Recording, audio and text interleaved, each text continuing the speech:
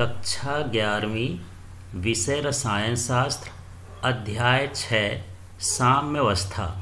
तो बाकी चैप्टर के वीडियो बन चुके हैं, इसके 1 अंक और 2 अंक के बन चुके हैं। जो इम्पोर्टेंट प्रश्न हैं उनकी तैयारी करिए।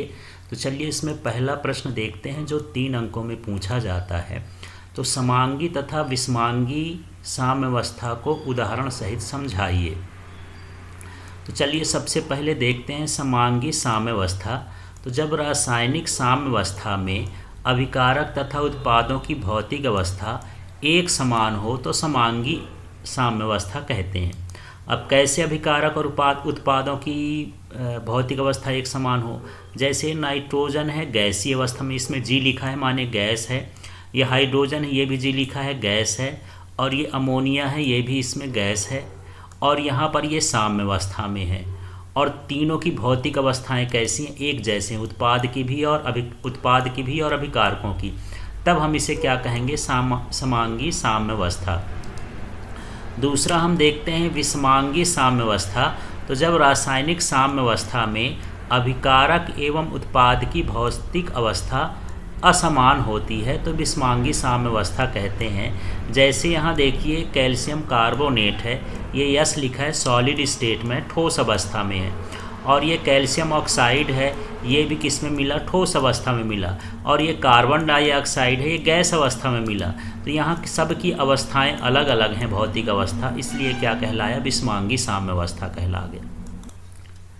अब अगला देते हैं Kc तथा Qc के मानों की तुलना करके आप किसी अभिक्रिया को निम्नलिखित अवस्थाओं का पता किस प्रकार लगाओगे?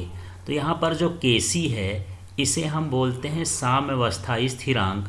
और ये जो Qc है ये जो है ये भागफल सांद्रता भागफल कहलाता है। तो चलिए यहाँ पर हमको क्या क्या पता करना है। परिणामी अभिक्रिया अग्र दिशा की ओर अग्रसर होती है। परिणामी अभिक्रिया पश्च दिशा की ओर अग्रसर होती है। अभिक्रिया में कोई परिवर्तन नहीं होता है। तो चलिए यहाँ देख लेते हैं। यदि Qc लेस देन Kc हो, माने यहाँ पर यदि भागफल स्थिरांक सांद्रण स्थिरांक से छोटा हो तो यहाँ पर अभिक्रिया उत्पादों की दिशा में अग्रसर होगी, माने अग्र अभिक्रिया होगी। तो यहाँ पर उत्पाद ज़्यादा बनेंगे, उत्पाद की ओर चलेंगे।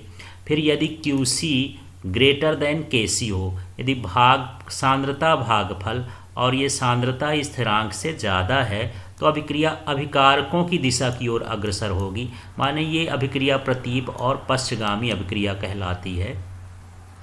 अब यहाँ पर यदि Qc इक्वल टू Kc हो, भागफल स्थिरांक और साम्यावस्था स्थिरांक बराबर हों तो अभिक्रिया मिश्रण पर साम्यावस्था में पूर्वतः होता है। यह अतः अभिक्रिया में कोई परिवर्तन नहीं होता है, ये बराबर ही दोनों दिशाओं में चलती रहती है। अगला प्रश्न है सांद्रता भागफल किसे कहते हैं? या इसी को Q भी लिख देते हैं और नीचे C भी लगा देते हैं। QC भी बोलते हैं, Q भी बोलते हैं। तो यहाँ पर सीधा सीधा है, उत्पादों तथा अभिकारकों की सांद्रताओं के अनुपात को सांद्रता भागफल कहते हैं। यहाँ पर ये सांद्रता भागफल को देख लेते हैं, इसे Q से दर्शाते हैं। किसी भी उत्क्रमणीय अभिक्रिया के लिए सांद्रता भागफल और साम्यावस्था स्थिरांक बराबर होता है। तो यहाँ पर देख लेते हैं, जैसे इसमें लिखा है उसी तरह से ये भी लिखा है।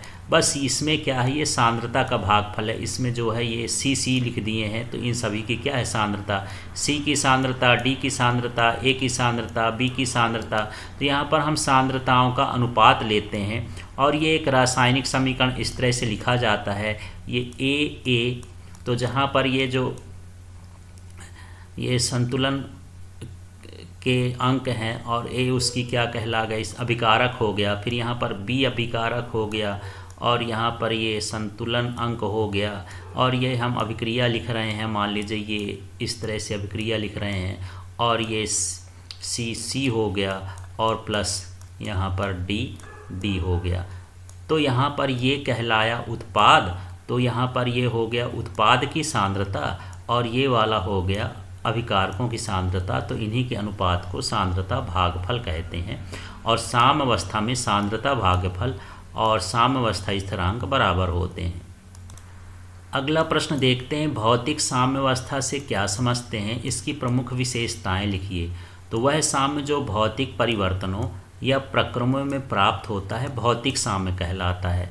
तो जो भौतिक परिवर्तनों में साम्य स्थापित हो उसे भौतिक साम्यावस्था कहते हैं।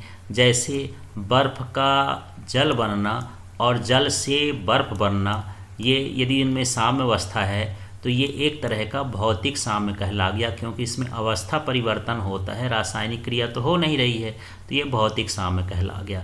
इसी तरह से जल का जलवाष्प में बदलना और जलवाष्प का जल में बदलना, इनके बीच जो साम्य होगा उसको हम भौतिक साम्य कहेंगे। इनकी विशेषताओं के लिए क्या है, निकाय बंद निकाय होना चाहिए, जो भी ये इनमें साम्य स्थापित है उसमें बंद निकाय होना चाहिए। दोनों विपरीत प्रक्रम समान गति से चलना चाहिए, माने बर्फ़ का जल बनना जल का बर्फ़ बनना एक समान गति से होना चाहिए। पदार्थ का सांद्रण स्थिर रहना चाहिए तथा मापने योग्य गुण जैसे ताप दाब इत्यादि में स्थिर होने चाहिए, परिवर्तन नहीं होने चाहिए। ठोस तथा द्रव के बीच साम्यावस्था एक निश्चित ताप पर स्थापित होती है, जिसे गलनांक और या हिमांक कहते हैं। तो इस तरह से यहाँ पर यदि ठोस द्रव के बीच साम्यावस्था स्थापित होती है तो या तो गलनांक होगा और हिमांक होगा। तो यहाँ पर बर्फ़ से जल बनना गलनांक होगा जिस ताप पर बनता है, और जल से बर्फ़ बनना ये क्या कहलाएगा, हिमांक कहलाएगा। इस तरह से हमको भौतिक साम्य की विशेषता बताना है। अब अगला प्रश्न है लुईस अम्ल, लुईस क्षार से क्या समझते हैं, उदाहरण सहित स्पष्ट कीजिए। तो सबसे पहले लुईस अम्ल समझते हैं। तो ऐसे अणु, आयन या मूलक जिनके केंद्रीय परमाणु को अष्टक पूर्ण करने के लिए एकाकी इलेक्ट्रॉन युग्म की आवश्यकता होती है, उन्हें लुईस अम्ल कहते हैं। उदाहरण के लिए देखिए, ये Bf3 हो गया, AlCl3 हो गया, यहाँ पर Br+ हो गया, NO2+ हो गया। इनको एकाकी इलेक्ट्रॉन युग्म स्थायी अवस्था प्राप्त करने के लिए एक जोड़ों इलेक्ट्रॉनों की आवश्यकता होती है, तो इन्हें हम क्या कहते हैं, लुईस अम्ल कहते हैं। अब लुईस क्षार की बात कर लेते हैं। लुईस क्षार क्या है, इसी का उल्टा ही है।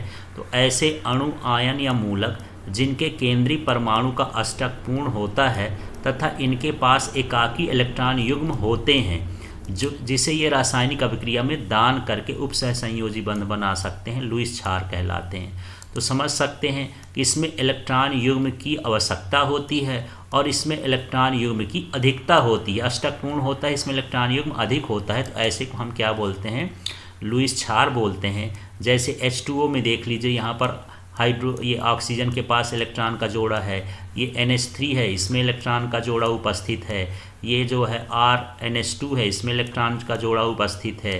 तो ये सभी क्या कहते हैं, लुईस क्षार। जिसमें इलेक्ट्रॉन का जोड़ा दान करने के लिए उपस्थित हो उसे हम लुईस क्षार कहते हैं। चलिए अगला प्रश्न देखते हैं। यहाँ अगला प्रश्न है संयुग्मी अम्ल या संयुग्मी क्षार से क्या समझते हैं। तो सबसे पहले संयुग्मी अम्ल समझते हैं। तो जब कोई अणु या आयन प्रोटॉन ग्रहण करता है, यहाँ पर ये ध्यान रखना है, क्या ग्रहण करता है, प्रोटॉन ग्रहण करता है, तो बनने वाला समूह अम्ल की तरह कार्य करता है, क्योंकि इसमें प्रोटॉन दान करने की प्रवृत्ति होती है। उस क्षार का संयुग्मी अम्ल कहते हैं। जैसे यहाँ NH3+ है, NH3 है, तो इसमें संयुग्मी अम्ल क्या हो जाएगा, NH3+ कहला जाएगा। ये इसमें इलेक्ट्रॉन ग्रहण करने की क्षमता है। इसके बाद यहाँ पर संयुग्मी क्षार क्या है, तो जब कोई अणु या आयन अम्ल प्रोटॉन दान करता है तो बचा हुआ समूह क्षार की तरह कार्य करता है, क्योंकि इसमें प्रोटॉन ग्रहण करने की क्षमता होती है। तो उसे हम क्या कहते हैं, संयुग्मी अम्ल कहते हैं। जैसे HCl है, ये Cl- है, ये आयन संयुग्मी क्षार कहला गया, और इसमें जो है प्रोटॉन ग्रहण करने की क्षमता है, तो हम इसे इस तरह से कहेंगे। तो अब देखिए यहाँ पर उदाहरण भी देख सकते हैं। यहाँ पर ये देख लीजिए HCl है, इसमें से ये अम्ल था, अब यहाँ से Cl- इसका अलग हो गया, तो यहाँ पर ये क्या है, क्षार कहला जाएगा। इसमें ये प्रोटॉन ग्रहण करता है, और यहाँ पर देखिए ये H2 है, ये H2O+ है, तो इसमें इलेक्ट्रॉन ग्रहण करने की क्षमता आ जाती है, ये भी कह सकते हैं। तो हम इसे क्या कहेंगे, ये संयुग्मी अम्ल कहला गया एक ये, और ये संयुग्मी क्षार कहला गया।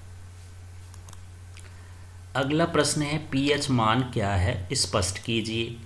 किसी विलयन की अम्लीयता एवं क्षारीयता को व्यक्त करने के लिए सन 1909 में सोरेनसन ने एक पैमाना प्रस्तुत किया जिसे पीएच मापक्रम या स्केल कहते हैं।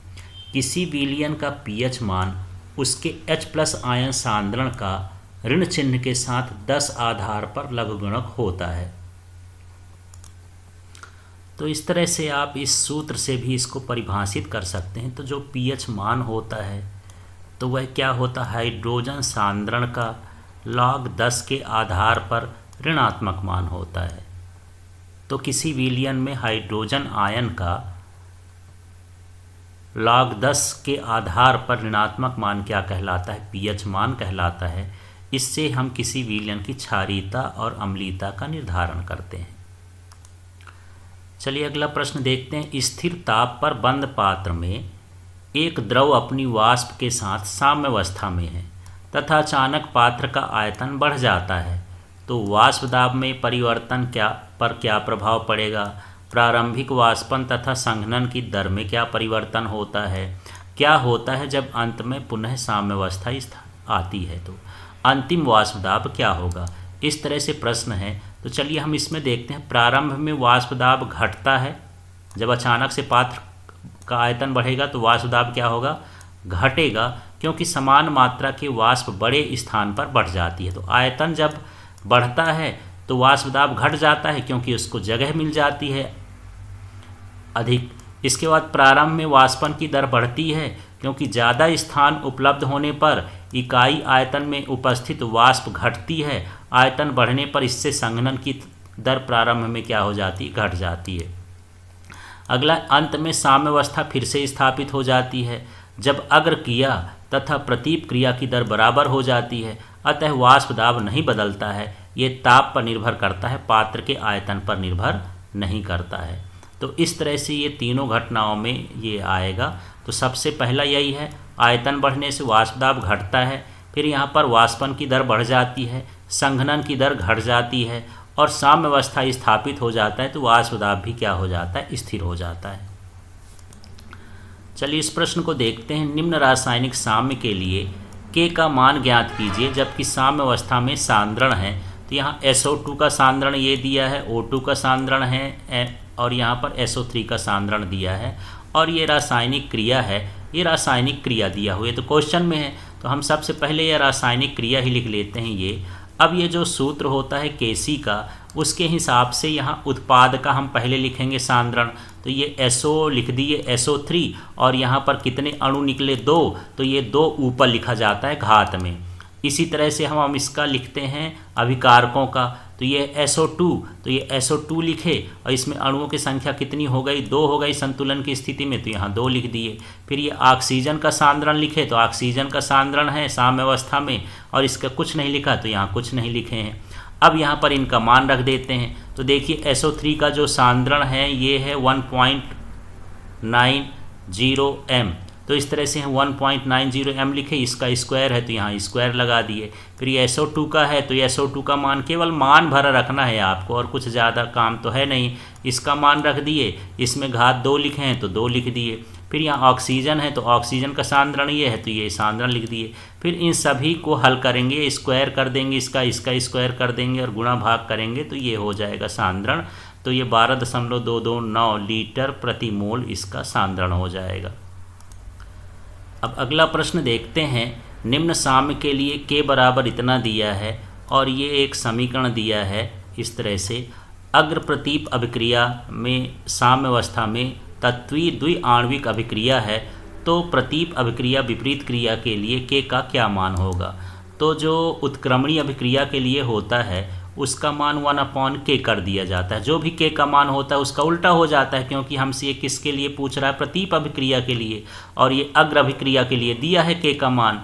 इसमें ज़्यादा कुछ नहीं करना है, 1/K लिख देना है। तो ये 1 लिख दिए और K का मान इतना है 6.3 × 10⁻³ तो ये लिख दिए। इस -3 को यदि ऊपर लिखेंगे तो 1000 हो जाएगा, +3 में हो जाएगा और भाग करेंगे तो 159 इसमें। तो यही हो जाएगी उसकी अभिक्रिया दर, विपरीत अभिक्रिया दर के लिए जो K का मान है 159 हो जाएगा। तो इस तरह से ये 3 अंक के प्रश्न समाप्त होते हैं। इसके अगले वीडियो में 4 अंक के प्रश्नों को देखेंगे। Thank you.